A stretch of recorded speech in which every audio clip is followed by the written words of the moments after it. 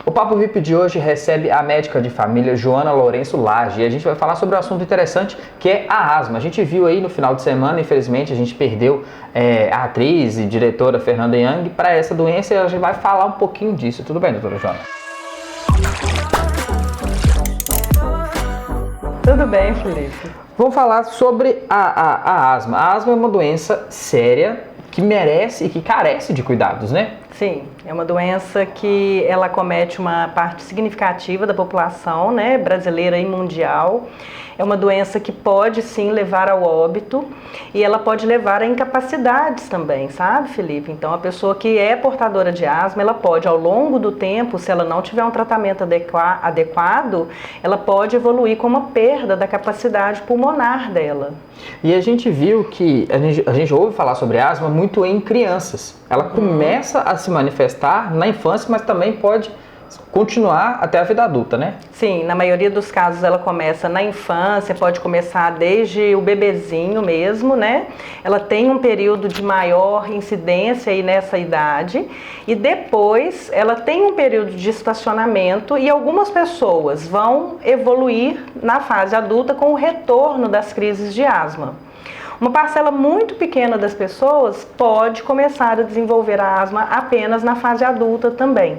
Então é sempre importante que a pessoa que tenha quadros de tosse, que não melhora, de tosse que vai e volta e a pessoa não sabe, né, o que é exatamente aquilo, procurar, né, um médico para entender melhor o que está acontecendo.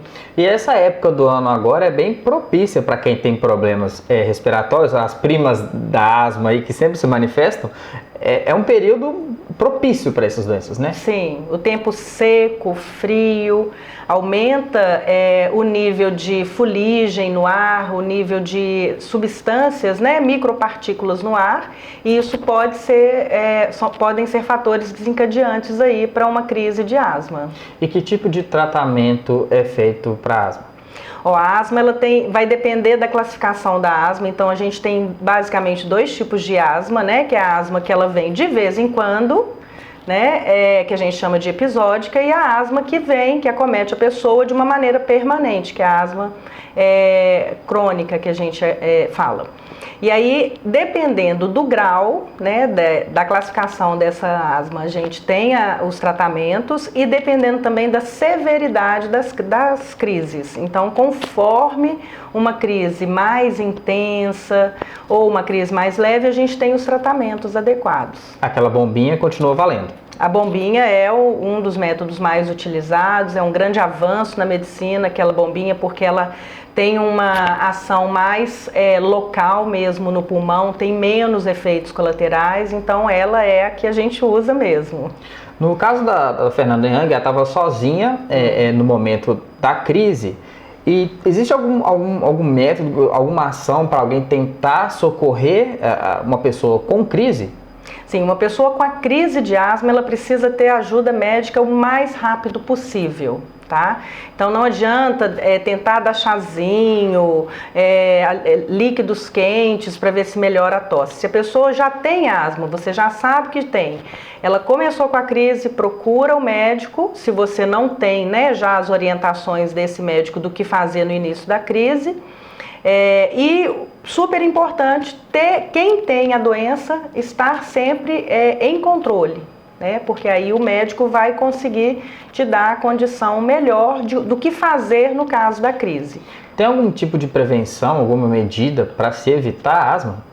Evitar a gente não evita, a gente pode evitar as crises, diminuir o número de crises. Então a gente tem aí, né, as vacinações, né, inclusive para os adultos, vacinação contra gripe, contra determinados tipos de bactérias que podem causar pneumonia. E aí os adultos que têm asma, eles têm inclusive o benefício da vacinação, né? Inclusive na rede pública, eles têm a vacina contra a gripe de graça na rede pública. As crianças, né, com certeza já têm todo o seu calendário de vacinação, né? E a prevenção também de evitar, né, dentro do ambiente que a pessoa vive, poeira, mofo, tudo aquilo que pode provocar alergia, né?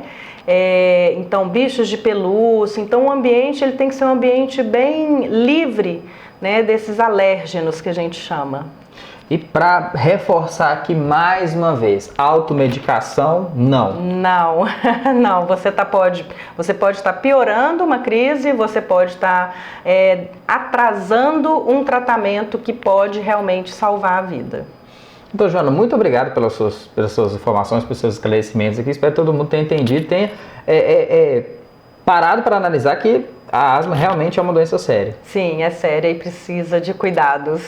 Eu que agradeço. Obrigado. Portal Mais IP, notícia para quem quer mais.